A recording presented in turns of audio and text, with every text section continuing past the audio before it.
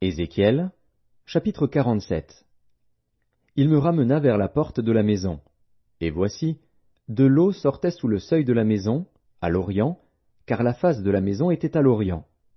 L'eau descendait sous le côté droit de la maison, au midi de l'autel.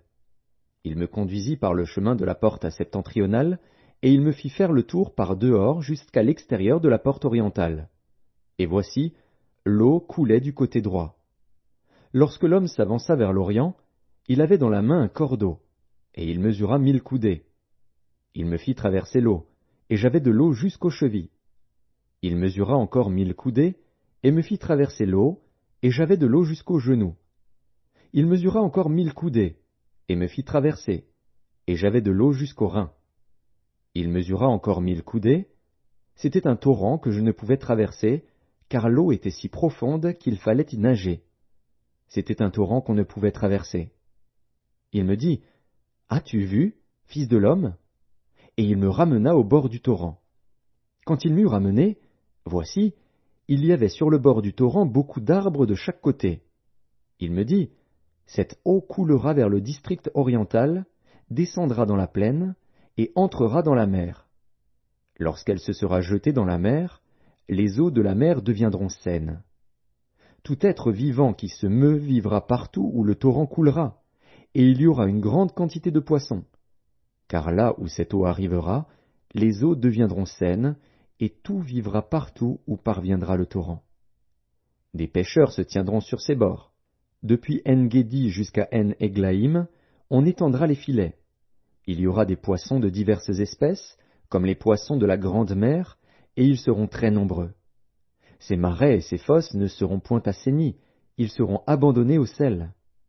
Sur le torrent, sur ses bords de chaque côté, croîtront toutes sortes d'arbres fruitiers. Leur feuillage ne se flétrira point, et leurs fruits n'auront point de fin, ils mûriront tous les mois, parce que les eaux sortiront du sanctuaire. Leurs fruits serviront de nourriture, et leurs feuilles de remède. Ainsi parle le Seigneur, l'Éternel. Voici les limites du pays que vous distribuerez en héritage aux 12 tribus d'Israël.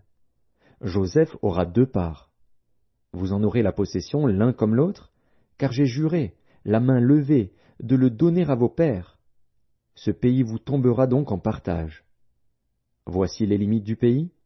Du côté septentrional, depuis la grande mer, le chemin de Hétlon jusqu'à Tsédad, Hamath, Bérota, Sibraïm, entre la frontière de Damas et la frontière de Hamath, Hatser-Hatikon, vers la frontière de Havran. Ainsi la limite sera, depuis la mer, Hatsarénon, la frontière de Damas, Tsaphon au nord et la frontière de Hamath. Ce sera le côté septentrional. Le côté oriental sera le Jourdain, entre Havran, Damas et Galaad, et le pays d'Israël. Vous mesurerez depuis la limite septentrionale jusqu'à la mer orientale, ce sera le côté oriental. Le côté méridional, au midi, ira depuis Tamar jusqu'aux eaux de Mériba à Kadès, jusqu'au torrent vers la grande mer. Ce sera le côté méridional. Le côté occidental sera la grande mer. Depuis la limite jusque vis-à-vis de Hamath, ce sera le côté occidental.